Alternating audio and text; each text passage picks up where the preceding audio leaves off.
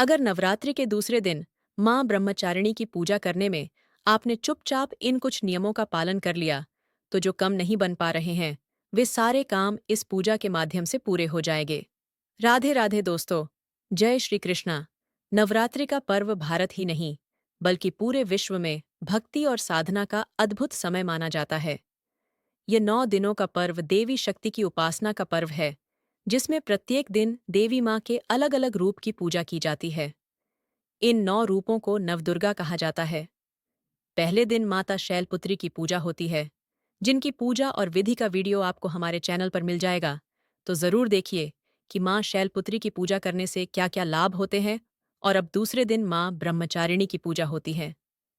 तो आज हम मां ब्रह्मचारिणी के बारे में विस्तार से जानेंगे। इससे पहले अगर आप हमारे चैनल पर नए हैं तो वीडियो को लाइक करें और चैनल को सब्सक्राइब जरूर कर दें।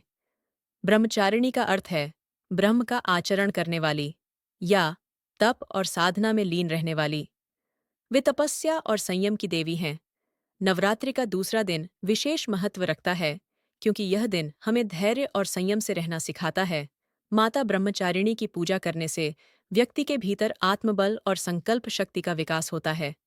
मां ब्रह्मचारिणी हमें यह सिखाती हैं कि जीवन में चाहे कितनी भी कठिनाइयां आएं, यदि हम संयम और धैर्य से काम लें तो लक्ष्य अवश्य प्राप्त होता है।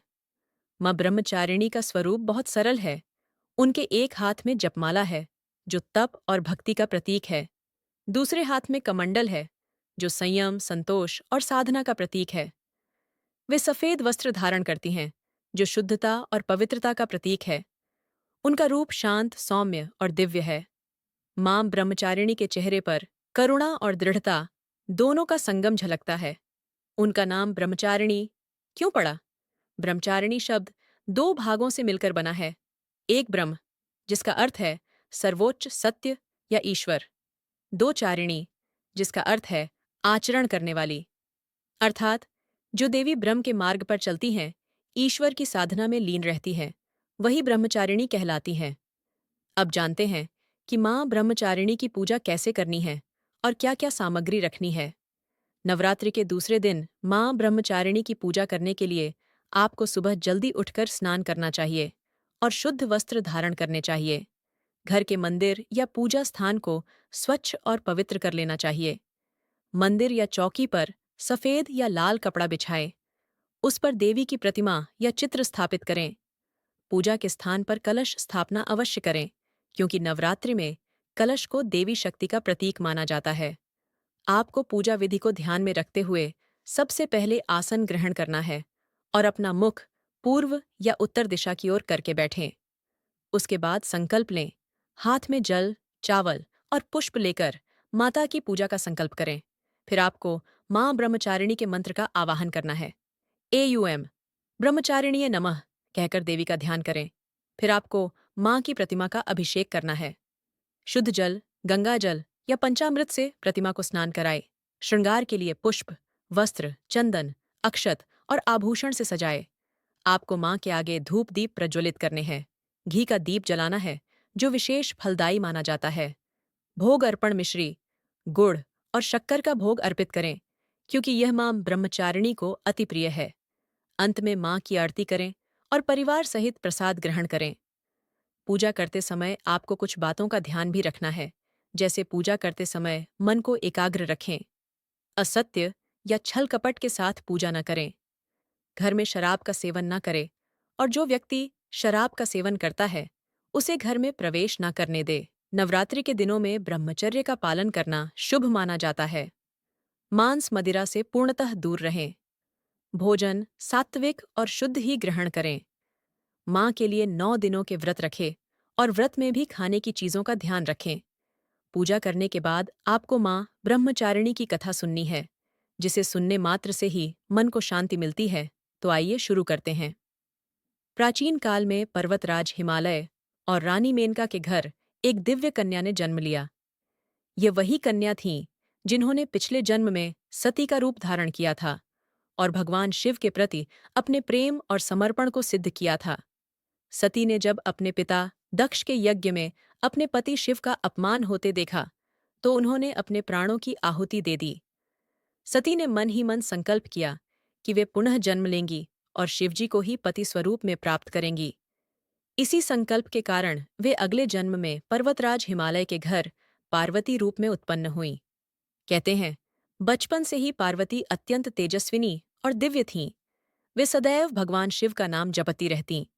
उनके मन में शिव के अतिरिक्त किसी अन्य पुरुष के लिए कोई भाव नहीं था।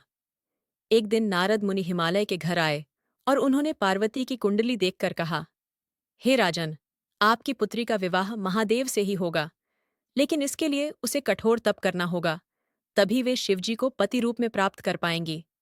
ये सुनकर पार्वती के मन में और भी दृढ़ विश्वास उत्पन्न हो गया। उन्होंने अपने जीवन का लक्ष्य स्पष्ट कर लिया, भगवान शिव को ही पति के रूप में पाना है, और उन्होंने तपस्या करना शुरू कर दिया। पार्वती ने माता पिता से अनुमति ली और जंगल में जाकर तपस्या शुरू की। यही समय था जब वे ब्रह्मचारिणी कहलाने लगीं, वह देवी जो केवल तप, संयम और ब्रह्म के मार्ग पर चल रही थीं। शुरुआत में उन्होंने केवल फल फूल खाए और भगवान शिव का ध्यान किया। धीरे धीरे उन्होंने और कठोर व्रत लिए। उन्होंने केवल फलाहार, फिर केवल पत्तों पर जीवन, और अंत में पत्तों का भी त्याग कर केवल निर्जल और निराहार रहकर शिवजी का ध्यान किया। कहते हैं कि मां ब्रह्मचारिणी ने हजारों वर्षों तक कठोर तपस्या की। कई बार उन्होंने खुले आसमान के नीचे धूप, वर्षा और ठंड सहन की। उनका शरीर अत्यंत दुर्बल हो गया, वे हड्डियों का ढांचा मात्र रह गईं। किंतु उनके मन का संकल्प अडिग था। पृथ्वी, आकाश और समस्त देवता उनकी तपस्या को देखकर चकित थे। यहाँ तक कि देवता, आर्षि और सिद्ध भी उनके पास आकर उनकी स्तुति करते थे। वर्षों की कठिन तपस्या के बाद तीनों लोकों में हलचल हो गई। मां ब्रह्मचारिणी की तपस्या इतनी प्रबल थी कि उससे समस्त लोकों में कंपन होने लगा। देवता ब्रह्मा, विष्णु और इंद्र उनके तप से प्रभावित होकर उनके पास आए और कहा, हे देवी, आपकी साधना अनुपम है। इस तप से आप अवश्य भगवान शिव को पति रूप में प्राप्त करेंगी। संसार आपको सदैव तप और संयम की देवी के रूप में पूजेगा। ये सब देखकर भगवान शिव का हृदय परिवर्तन हुआ। शिवजी पहले अपनी पत्नी सती के वियोग से विरक्त होकर समाधि में लीन थे। वे किसी से भी विवाह करने के इच्छुक नहीं थे। लेकिन जब उन्होंने पार्वती की कठोर तपस्या देखी, उनके अडिग संकल्प को समझा, तब उनके हृदय में करुणा और स्नेह जाग उठा। वे पार्वती के समर्पण और भक्ति से अत्यंत प्रसन्न हुए, और साथ ही मां ब्रह्मचारिणी को ब्रह्मा का आशीर्वाद भी मिला। अंततः ब्रह्मा जी पार्वती के पास प्रकट हुए और बोले, हे देवी, आपकी तपस्या सफल हुई। आपके इस अदम्य संकल्प और त्याग से आप संसार में आदर्श बनेंगी। आप शिवजी को पति स्वरूप में प्राप्त करेंगी। यही आपका नियति है। मां ब्रह्मचारिणी की पूजा का महत्व बहुत ज्यादा है। उनकी पूजा मात्र से हमारे जीवन में धैर्य और संयम से चलने का मार्ग मिलता है। इससे ज्ञान और वैराग्य का मार्ग मिलता है। उनकी उपासना से साधक के समस्त पाप नष्ट होते हैं। हमारा का मन धीरे धीरे सांसारिक मोह से हटकर भक्ति और साधना की ओर बढ़ता है। घर परिवार में शांति और सौहार्द का वातावरण बनता है। इसका आधुनिक महत्व भी है। आज का जीवन भाग दौड़ और तनाव से भरा हुआ है। लोग धैर्य खो देते हैं। क्रोध और असंतोष बढ़ता जा रहा है।